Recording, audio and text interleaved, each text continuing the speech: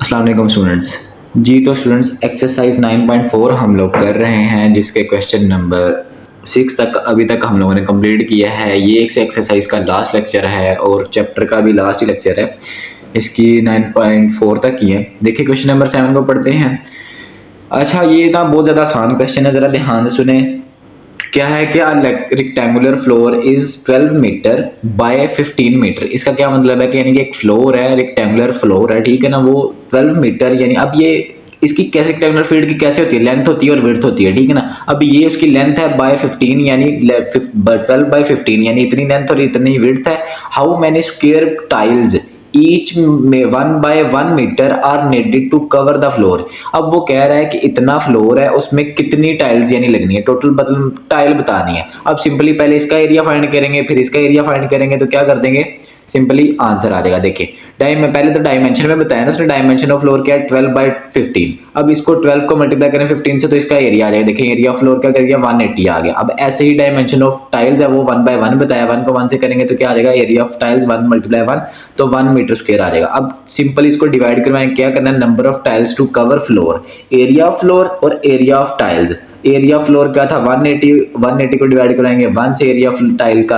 अब इसको 180 को 1 पे डिवाइड करवाने से 180 ही आ जाना, तो देन एंड पे लिख देंगे 10 180 tiles are needed to cover the floor. अब वो जितना फ्लोर है ना, वो कितना फ्लोर था 180 मीटर स्क्वायर, उसमें 180 ही हमें टाइल्स चाहिए ताकि उसका क्या किया जाए, इसको फ्लोर को टाइल्स लगाई जाए, ठीक है। अब देखिए जो क्वेश्चन नंबर 8 और जो 9 है ये बिल्कुल सेम है। देखे कह रहा है रेक्टेंगुलर वॉल, फिर एक अब जैसे यहाँ पे फ्लोर था ऐसे ही रेक्टेंगुलर एक वॉल है, उसकी उसने बताई है कि इज 10 मीटर टॉल, यानी उसकी लेंथ जो है वो इतनी है, एंड 120 मीटर वाइड यानी विड्थ इतनी है। How many gallons of paint are needed to cover the wall. अब वो कह रहा है कि इसका फिर से सेम, इसका क्या करेंगे, एरिया फाइंड करेंगे, तो बताएंगे कि इसको कितनी गैलन्स लगेंगी, उसकी कितनी पेंट की, अगर if 1 gallons covered 35 metre square.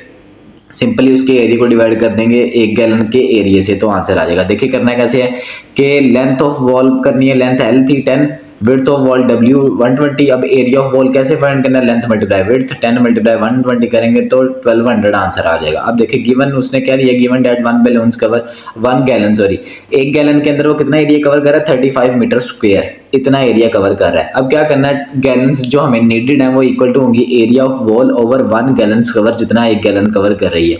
1200 को डिवाइड करेंगे 35 से तो आंसर आता है 34.29। अब इसको जब राउंड ऑफ करेंगे तो हमारे पास आंसर आ जाएगा 35, जो कि इसके सिमिलर ही है। हमारा बुक के पीछे आंसर इतना था, इस वजह से मैंने ये लिखा है इसको राउंड ऑफ करके, ठीक है। आप इतना भी लिखेंगे तो वैसे ठीक है, लेकिन हम लोगों ने गैलन्स बताने तो गैलन्स एक प्रॉपर नंबर में होगी, पॉइंट में नहीं होंगी, तो इसलिए हम लोगों ने क्या लिखा 35। तो इतनी हमें क्या है गैलन्स रिक्वायर्ड है कितनी वॉल को पेंट करने के लिए, अगर एक वो उसका एरिया कितना है 1200 मीटर है, ठीक है। अब देखिए ऐसे ही जो इसका क्वेश्चन नंबर 9 है सेम ऐसा ही है तकरीबन। कह रहा है रेक्टेंगुलर वॉल, फिर से एक वॉल है जो कि है लेंथ उसकी कितनी बताइए 10 metre and width 4 metre. If 1 litre of paint, अब पहले गैलन्स में था अब लीटर में आ गया। अगर कह रहा है 1 लीटर पेंट कवर करता है 7 मीटर स्क्वायर को, तो how many litres of paint are needed to cover the wall. Same to same वैसे ही क्वेश्चन है। लेंथ ऑफ कह रहा है कि अब समझ लें इसको। अब वो कह रहा है इतनी यानी इतनी लेंथ और इतनी विड्थ की एक वॉल है, उसके ऊपर कितनी हमें कितना लीटर्स क्या लगेगा, पेंट लगेगा, अगर 1 लीटर पेंट कवर कितना 7 मीटर का एरिया कवर करे। अब देखिए क्या करना है, लेंथ बतानी है विड्थ बतानी है, अब इसका एरिया निकाल लेना। क्या करेंगे, लेंथ मल्टीप्लाई विड्थ तो 40 आ गया। अब उसने बताया कि 1 लीटर ऑफ पेंट कितना कवर करिए 7 metre square, litres needed total area of wall, और 1 लीटर पेंट कवर कितना कर रहा है 40 डिवाइडेड बाय 7 करेंगे तो इसको डिवाइड करने से 5.7 आंसर आ जाएगा। इसको राउंड ऑफ करके फिर से लीटर में बताना है, टोटली पॉइंट में नहीं आंसर आना चाहिए, तो हमारे पास 6 लीटर आंसर आ जाएगा। दोनों ही बहुत ज़्यादा आसान क्वेश्चन है और इस तरह के क्वेश्चन बोर्ड में आते भी हैं, ठीक है। अगर किसी बच्चे को नहीं समझ में आया तो वो लेक्चर रिपीट करके सुने, इंशाल्लाह समझ में आ जाएगा। और प्रैक्टिस करें बस, ठीक है ना, जितनी प्रैक्टिस करेंगे उतना आप लोगों को जो है इसकी पक्का हो जाएगा कि करना कैसे है, ठीक है। और बार बार सुना करें। अब क्या है कि अब window has a trapezoidal shape with parallel side of 3 metre and 1.5 metre. अब यानी एक वो कह रहा है कि विंडो है जिसकी ट्रेपजॉइडल शेप की तरह, ट्रेपजॉइडल शेप कैसे होती है मैंने ड्रॉ की है, इस तरह की शेप है उसकी। कह रही है कि पैरेलल साइड उसकी क्या है 3 मीटर और 1.5, ये पैरेलल है एक दूसरे के, पैरेलल मैंने बताया जो एक दूसरे के यानी सेम एक सीमत में चल रहे होते हैं, ठीक है ना। लाइक जो उसकी एक ट्रेन की पटरी होती है वो कैसे दोनों साथ साथ जा रही है ना, वो एक दूसरे के पैरेलल होती है, वो बेस्ट एग्जांपल है इस चीज की पैरेलल की, ठीक है। अब ये दोनों पैरेलल हैं, उसने बताइए एक 3 सेंटीमीटर एक 1.5 है, दोनों को चेंज करने से फर्क नहीं पड़ेगा, ठीक है। एंड हाइट बताइए 2 मीटर, जाहिर सी बात है हाइट क्या होगी 2 मीटर।